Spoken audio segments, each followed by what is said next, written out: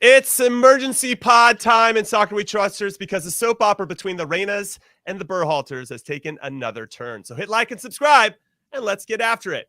Yes! What is up, everybody? And welcome to John Hartz's and Eric Winalda's favorite podcast of Soccer We Trust. And that's because there's now a bigger scandal in U.S. men's national team history than theirs back in 1998. And like sand through an hourglass, these are the days of our lives. As me, James P. Trash Can Cream Cheese Conrad III, also known as Jim, alongside Hollywood Harry Heath Pearce, discuss the ongoing soap opera between the Reynas and the Berhalters, because another chapter was added yesterday after U.S. Soccer's investigation, which was conducted independently by by Alston and Bird, and they came out with their findings. Now, a couple things, Hollywood Heath, before we dive in. We're going to be without our resident Billy Big Timer, Charlie Davies, who's sipping Mai Tais on a beach in the Dominican Republic. It's crazy. It's for a man that has only time, he sure doesn't seem to have much time, for us. For a man who's basically retired and living his dream, he sure seems to run out of time when it comes to just sitting down with you and I and, catching up.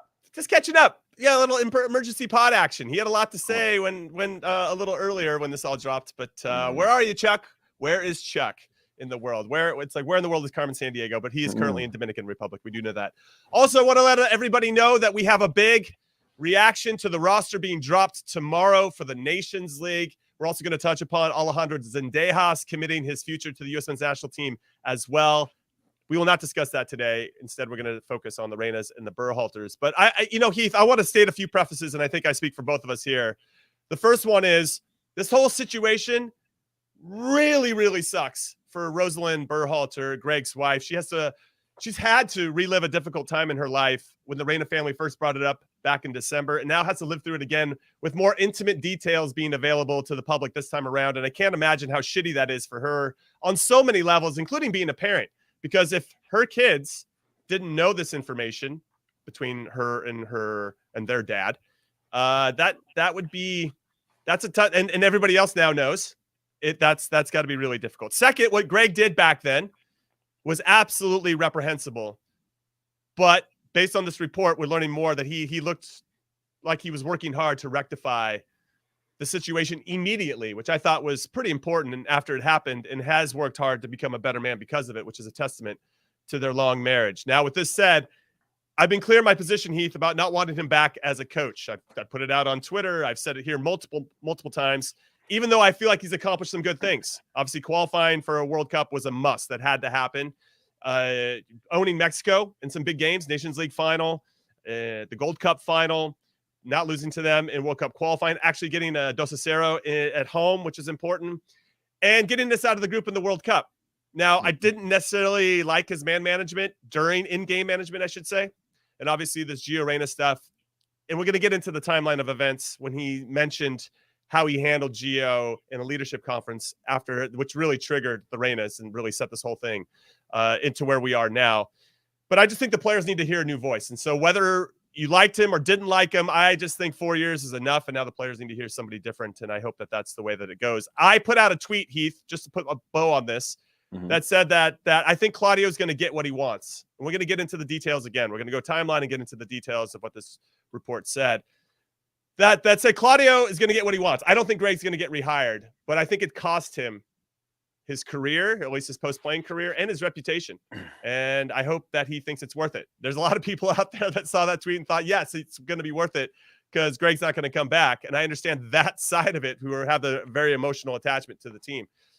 But anyway, your thoughts on this?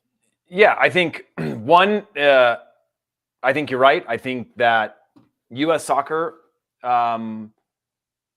will be able to move past Gregg Berhalter as in contention for the next 4 years because of this.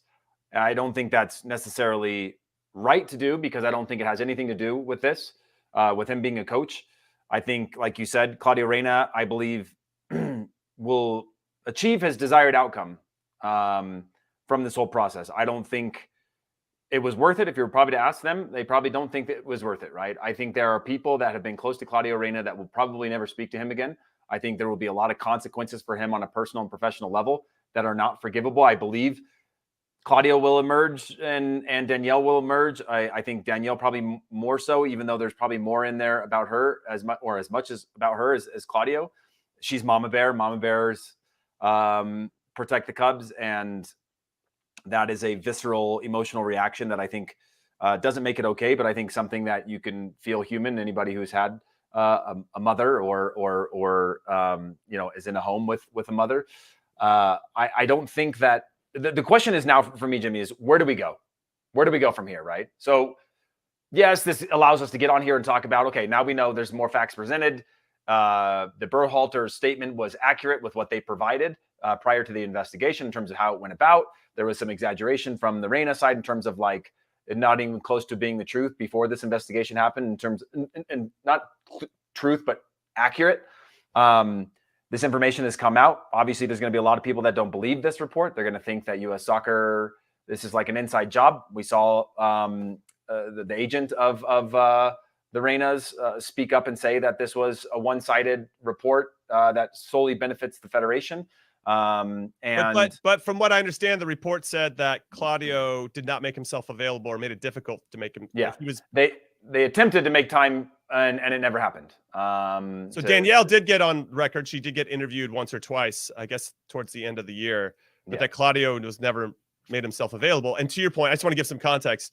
Dan Siegel, the agent of Claudio and potentially Gio, I don't even know, but definitely Claudio has basically said that this is a one-sided thing. But if you're not going to accept an interview or at least make time to share your side of the story, of course it's going to feel a little one-sided if you're.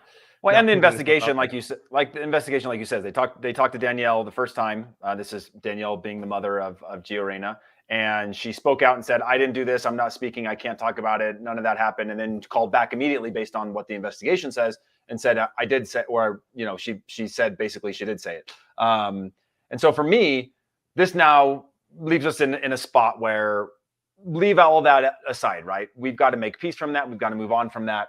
It's wrong in a lot of ways. You said it really well about Gregg Berhalter 31 years ago to at that age, especially to go and seek your ability to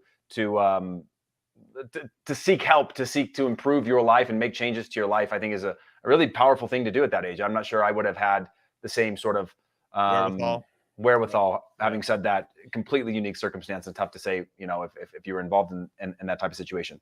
But now we have to go and find a coach, right? And I think this basically means Gregg is out.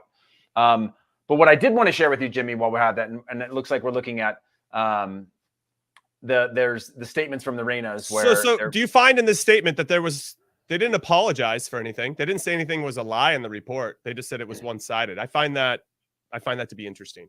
Well, I think when you get into these situations, Jimmy, you either compound and you hold your ground on your statement and your stance and where you feel. Obviously, you have a very subjective perspective of how everything goes down, right? If you and I went out and had a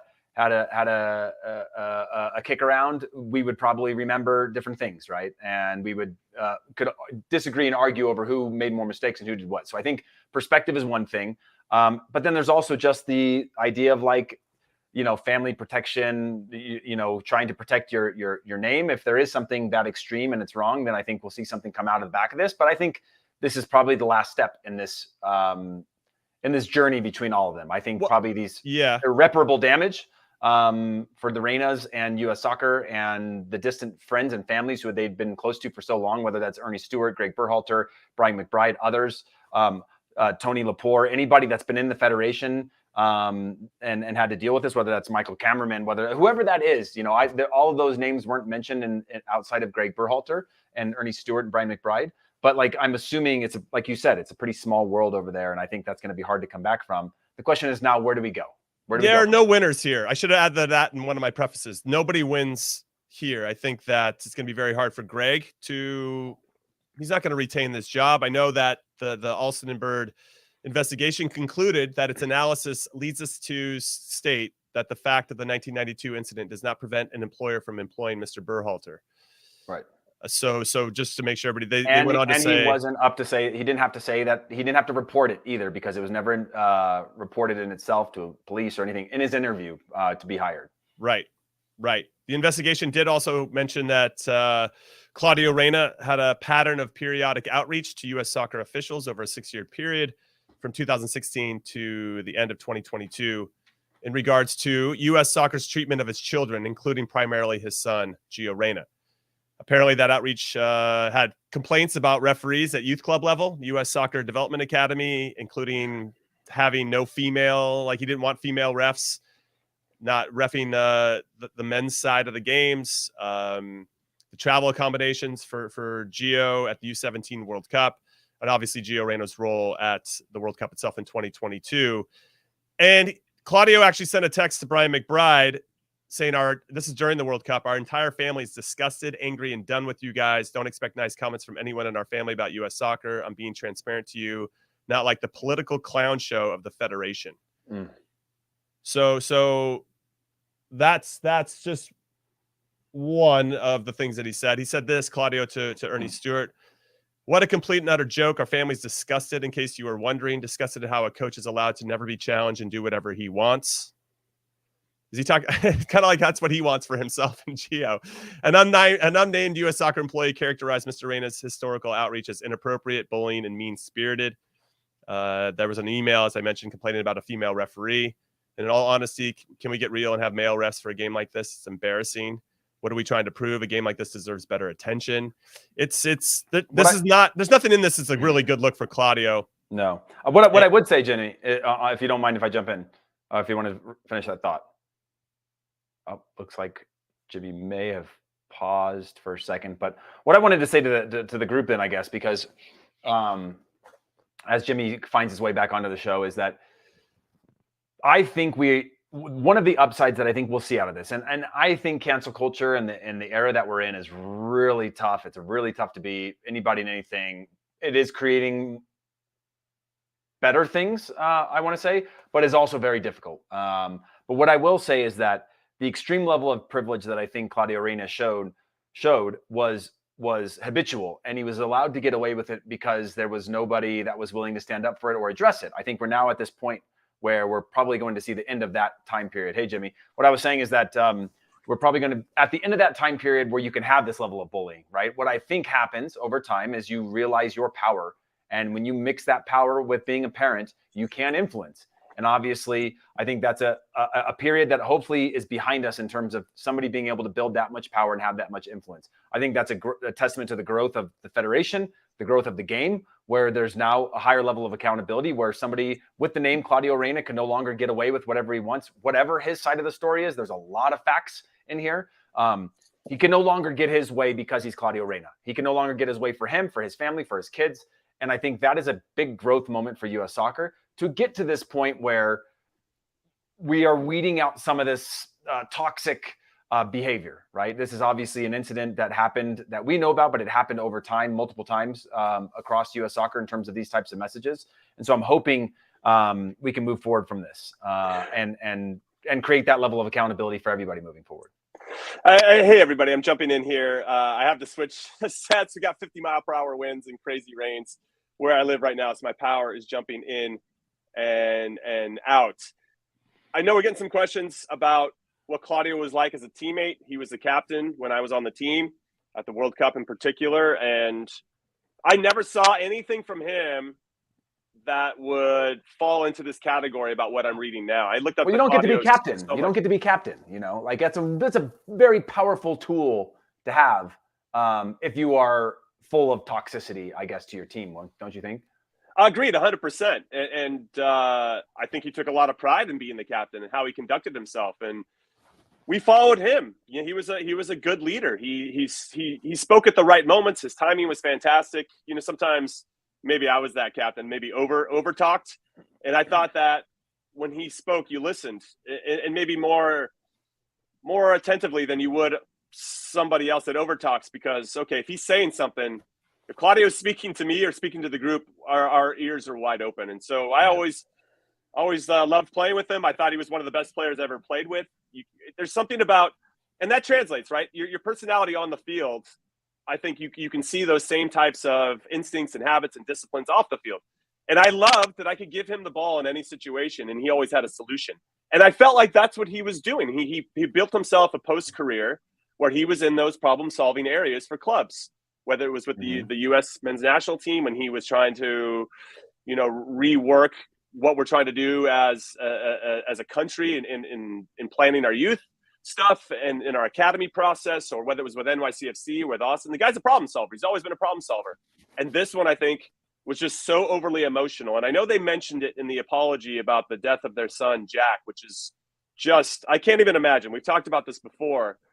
And I think that part of this story is important. I don't think you can just, it's intertwined into why they're reacting this way.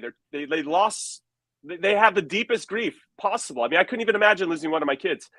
And that ties into how they're trying to protect Gio. And I think that's what I wish they would have conveyed that in some way that was, this feels just vindictive in the way that they've handled this whole process. And if they just would have come and said, hey, we're it's hard for us to see one of our kids suffer because we've seen the hardest suffering that a kid have ever had. And we know that Gio's working through some stuff. And I think if they had approached it in a different way, this could have been, and I even think the Berhalters probably would have reached out to them in a certain way, like, we get it. We've been friends with you for so long. We understand. We've seen you, the pain and the suffering that you've gone through. There's a middle ground here, but they just swung so hard the other way. And then obviously we have these previous incidences with Gio kind of trying to overstep his boundary where he's a parent. He's acting like a parent, but he's using his connections to influence things that he shouldn't, right? So it just gets really sticky and the whole thing's really sad. And that's not a side of Claudio I ever saw as a player. And so it's disappointing for me as well. I've looked up to this guy for so many years, and to see him act in this way, and the nepotism that's obviously on full display here is it's disappointing because you'd expect somebody of his pedigree and his experience to act differently. Yep. I don't know. Anyway, let's take our first and only break of the show, and then we can get back into it a little bit more, especially on the side of what do we do moving forward. So don't go anywhere. Absolutely magisterial here. Artilharia do Campeonato Brasileiro. Colpisce ancora. Golazo.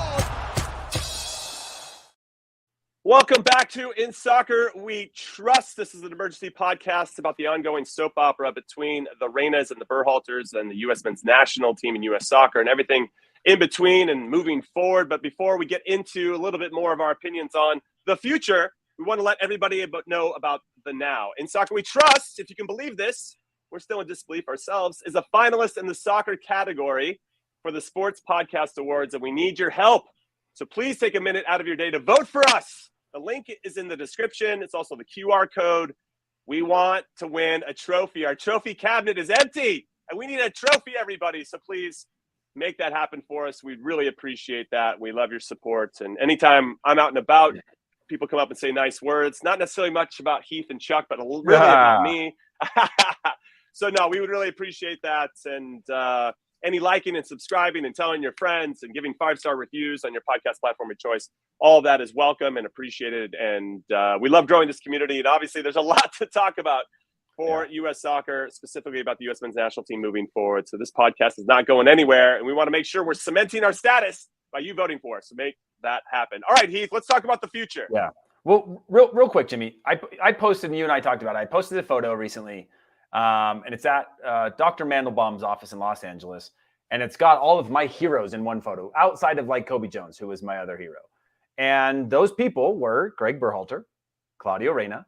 They were Brian McBride. There was Eddie Lewis, Eddie Johnson, who I admired because he was from my age group that got into the national team. And you had mentioned that you were somewhere. I was in the other line, but I know that's like and I was trying to, I was looking, seeing if maybe it was Josh Wolf in the background. You could see just the side of his hair and things like this. And I just want to preface what we're saying on the fact that, like, I haven't had a single conversation with Claudio Reyna or Gregg Berhalter in years, right? I don't have any ties to them. I've done some work with Gio where Claudio was around 5 years ago, things like that. But I haven't had any contact with these guys. And these guys were the people that I looked up to. When I had my first camps around Eddie Lewis or Gregg Berhalter, all these guys, I was just excited to be around them because 1 year before that, I was a college kid wondering if I'd ever have a chance. And now here I am next to these people that you dream of. So I want to preface that like, I don't think Like, I've got admiration for them. I've got respect for all of them for what they've done, but I don't have any personal ties. I'm not part of the friend and the family group within these people. But talking about moving forward, and I think you're probably maybe in the same boat, maybe closer to some people from that, because you played in an actual national team where both of them were I haven't talked to them in years either. The last time I spoke with Claudio was when I was still living in New York about 5 years ago. I mean, we talked to try to get him on the podcast. Maybe we interviewed him once when he was at Austin FC, but like sat down and actually talked to him was back when he was still at NYCFC. And then the last time I saw Greg was at Ziggy Schmid's funeral. Rest in peace to Zig. So, but I haven't really had any interactions with them.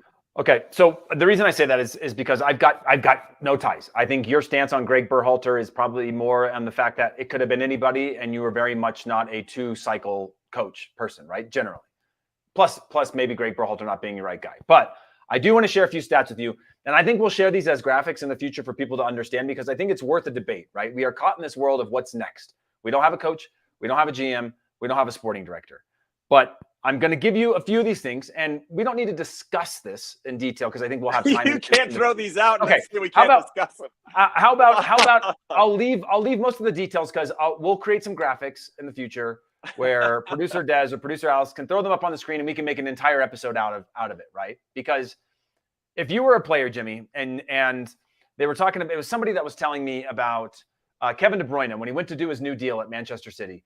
They came in, his agent came in, not just with like a, hey, what's he worth? He came in with statistics that said, sure, you want to keep him. But guess what? He is number one in all of these categories globally, domestically, all these things. He is at the top of the charts. And that was a negotiation tool, right? To actually use hard data that says it's going to cost you some money to keep this guy. Right? It's like you got it. It's not just because you like him or because your team wins championships. He's also the best. And the data doesn't lie. The data on Gregg Berhalter puts him first in most categories. Now, we'll talk about all-time U.S. managers. All-time U.S. managers, okay, including, and some of them, which we'll get to, are more on like youngest team in the World Cups, 5 points in World Cup group stages, which is tied for the most. There's 10 of the 11 youngest lineups in World Cup qualifying worldwide. Obviously, he doesn't necessarily control that, but kind of does. Wins in the calendar year, fastest coach to 30 wins, 72% highest. 72% was the highest win percentage of any U.S. national team coach. And then it goes down to some deeper details. And so I think it would be good, and probably needs its due course, to sort of establish what we have and then talk about where we're going to get better with the next coach, right? Because we talk a lot about the tactics. We talk about freedom. You mentioned Jim Curtin's, like we need to have less rigidity, which we've talked about Jose Mourinho, who's going to be very rigid. And all of those pieces, I think it's worth the conversation. And again, probably not for today, but how do we move forward, right? How do you take the data and say, we're going to look past this data, or we believe this is all just incremental growth for the players, for the coach, and all these things, that the next coach is going to be number one on all these categories? Because it was like, shots against, give us the goddamn stats, Heath. You're holding out on us. Out round. Such a buildup. It's a lot of things. Okay, let's go. Let's break it down one by one. Go ahead. I mean, it's going to take an hour if we do that, but okay, all right. First team to get 2 shutouts in a World Cup group stage. 16.3 recoveries in opponents' half per game, ranked 4th of 160 of the last 5 World Cups. In 2010, U.S. had 4.3 per game, ranked 158 out of 160. In 2014, the U.S. had 5 per game, ranked 155th out of 60. 4.8 open play shots per game conceded, ranked 9th out of 160. This is, again, 160 of the last. So just so I can conceptualize this, all these stats are proving is that we defended higher up the field. Yeah, I mean, the game has changed too. The game is I get that. I'm just trying to make sure that we can kind of. We can defended higher up the field for sure. Higher up the field, and we took those risks, which ended up leading to some good stats. Which I think, okay, so let's take that and say, okay, a new coach that can come in will be like, oh, thank you for these stats. I have a team that's good at doing X, and probably can continue that, or even continue to fine tune that to make it even more effective. Because it's, how do you turn those? We only scored 1 goal in the group stages. Okay, right? move away from style of play. That wasn't an own goal. I'm just saying. Winning percentage. Highest winning percentage of anyone over 10 games in the U.S. national team for the last 5 World Cup cycles. That's awesome. Highest winning percentage in official competitions, above Bruce Arena, Bob Bradley, Jurgen Klinsmann, Bora, Steve Sampson, and Bob Gansler. Highest home winning percentage, obviously, doesn't have that for matches on the road. Highest games unbeaten percentage of any national team coach. Shutout rate by game, he's at the highest of any national team coach. Knockout round winning percentage, he's higher than any national team coach. Win percentage when scoring first, that's a random one. Need more context on that. Goals per game by manager, he's the highest of any national team coach. Goals against by game, he is by far the highest of any national team manager. So there are some details. Now, I think we should spend some time in one of these episodes. We'll get graphics made and we'll put these up on the wall and we'll beat them to death to say, yeah, like you said, pressing higher up the field, that's a new style of play, right? That is a newer, trendier style of play. And that's also the principles and the tactics of which he deployed. So that's going to be higher than a team that's going to sit back because you're not going to win the ball that much in those situations. But I would love for us to look at that and put it into context of the next manager, because we both agree that Gregg's not going to get this next job. Do they need to win those categories? Is there a manager that's going to be better in those categories? Or what are the categories we want them to win that's going to prove that this team is, Jim Curtin's comments versus where we are now type of thing? For me, my initial thing is transition. If we are winning the ball higher up the field, how do we turn those into goals? Because as I was mentioning before, and those are impressive stats. You can't take those away from Gregg Berhalter, who'll always have that. Yeah. And in some ways, I feel like he should. I don't know if it's going to get any better. I think it gets harder from here in some capacity because the expectations are higher, especially because we're hosting the World Cup. But again, him or someone else, we have to turn that type of possession and those turnovers high up the field into real goals. Right. Only scoring one goal in the group stages, that wasn't an own goal, right? Is that correct? We scored against Wales and we scored against Iran. And the Pulisic, and how do we score against Wales? Oh, Timo Werner. So we scored 2 goals in the group stages. Mm-hmm. And so I just feel like with those numbers, which are impressive, it's the transition play. And can we turn? And this is not isolated to Gregg Berhalter.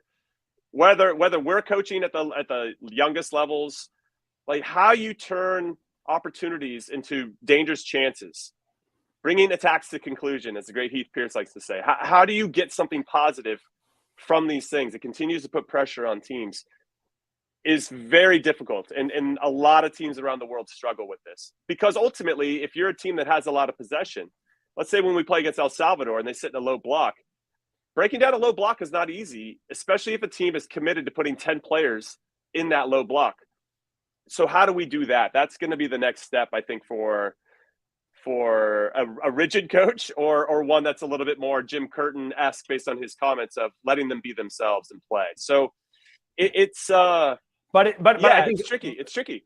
Yeah. I guess my final point on that is that we've established that we are at the end of this period, right? Claudio era, the drama, Gregg Berhalter, not going to survive this, whether it was because they didn't want him or because this makes it so they can't have him.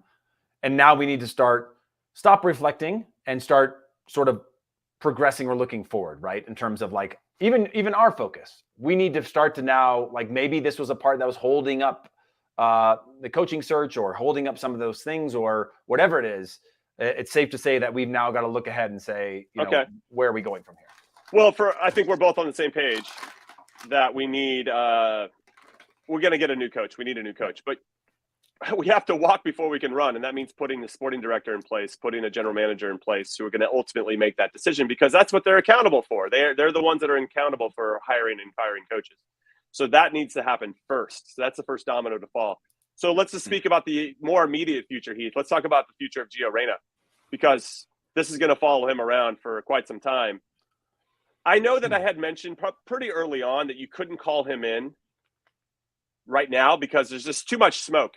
If you go into a press conference, and if I was U.S. Soccer and he does get called in here, again, we're going to have a Nations League roster reaction tomorrow right after it gets dropped, so make sure you turn the notifications, be ready to go, or listen to us when you get the chance as we break it all down. But if he does get called in, I would not make him available for the press. That's one. But secondly, there's a part of me that kind of hopes he does and that he's around a group that's warm and comforting and trying to bring him in and be like, hey, you actually do have somebody on your side and it's your teammates. Now, I don't know how significantly he burned some bridges during the World Cup. That's only for him and the other guys to know for sure. but I'd like to think we're getting to a point where maybe he does need the comfort of some familiar faces, because it doesn't look like it's going great for him in Dortmund, and it doesn't look like he's necessarily enjoying himself at the current moment. So I wonder if there would be a play there. I mean, obviously, talent-wise, you know, he's got more talent than both of us combined. There's no question. But well, I don't know if you want to agree to that statement, but I will. And so I just wonder. But I said early on that I think you just needed to let this whole thing play out, and maybe bring him in during the summer after the European season is over, and once things have cooled down. I could still feel good about that statement, and if that's the way it plays out, cool. But there's a part of me now that thinks, God, he might just needs a hug, man. You know, and I think and I know it feels maybe a little Ted Lasso-esque, but I'm willing to walk right into the Ted Lasso cliche, because I do think that there'd be something really powerful about having his teammates give him a big fat hug and welcome him back to the team. Yeah, on Gio, I would say this is going to follow him until it gets hit head on, right? You don't have to put him into the press, but even with Gio not there, was he not called in because of whatever? Right. You know, you still have to answer questions about it, right? You still have to answer questions, and I think the reality is he's a kid. It's not his fault. His attitude was his fault. And honestly, of the whole report, the thing that upset me the most is hearing how he acted, because that's the most I can relate to, is being in a locker room with people and seeing body language and how people can be good or bad teammates, right? And that kills me, because I know that feeling of that toxic energy inside of a locker room. And it kills me to think about that, because he's a young man and still has so much time for the future that I'm hoping you bring him in, you address it, you work through it, and you keep going, and you allow him. You're talking about a 2-week window, get back out, and then you've got some time to blow over, versus allowing it to build, because I don't think there'll ever be a perfect time to bring Gio back in based on what took place, right? They're going to have to address it, whether it's now or in a year from now. So bring him back in, show some compassion, show some care for the kid, and then see how he responds, right? He's going to have to respond in a way that shows that his shoulders aren't slouched. He's not throwing his hands up in the air. He's showing him. Now, Gio is always going to be probably that guy on the field in terms of that competitive attitude. We know Clint Dempsey had that competitive attitude of demands around him and things like that. Not the other sides. I'm speaking just about the competitive nature of Clint Dempsey and how his body language could be, of like how high he held himself to from a standard standpoint and others around him. But Gio is going to have to show that he's rounded a corner visually, physically, emotionally, and I think just bring him in and work through it. Yeah, I'm at that point too. And as I've mentioned plenty of times, my favorite version of Gio Reyna is when he's playing with a smile on his face. And so we need to figure out how to get him there, and how we can, or as a group or as a team, can make that happen. So interesting times. I think that this is the end of a part of the saga. I think this is going to be the beginning of a new part of it, which is kind of Gio's kind of taking the baton from, like, we've come to the end of it from a legal standpoint. I think we've got to wait and see on what this and how this impacts Claudio and how it impacts Gregg and their careers. I think their friendship is over, as we discussed, and probably has been for a few months now. But really now it's up to Gio to kind of to take it and run with it and try to turn it into something positive, something that everybody can build off of. And that's me being as Mr. Silver Lining as possible. But I mean, we'll find out tomorrow. Final thoughts on this. No, I mean, we'll find out tomorrow. You know, we're speculating a lot on things. I think we hit it well. You know, it's a sad, everybody loses situation. I hope we can move past it. I don't have any hatred towards anybody. You know, I don't want to be in anybody's shoes who's having to be involved in this, whether you're U.S. Soccer or the parties actually involved. And I just hope that this is the end of this conversation. We can move on from it, because I don't want it to be gossipy stuff. I want it to focus on the game, and these kinds of distractions, while they're juicy, detailed distractions, aren't worth this much time and energy. You know, I'd rather focus it elsewhere. So those are my final thoughts. Final thoughts from Heath Pearce. Mine are, tune in tomorrow. We got a roster reaction on Wednesday. Once the roster drops, we're going to be with you guys. So come back and find us here on the YouTubes. Hit like and subscribe, of course.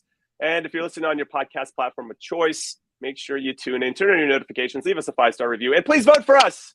We want to win a trophy, because we haven't won one just yet, and we feel like we've put the hard work and sacrifice in. I don't know. Maybe you guys can judge. It's up to you guys now to make that happen. And we'll see you tomorrow. Thanks for listening. Later.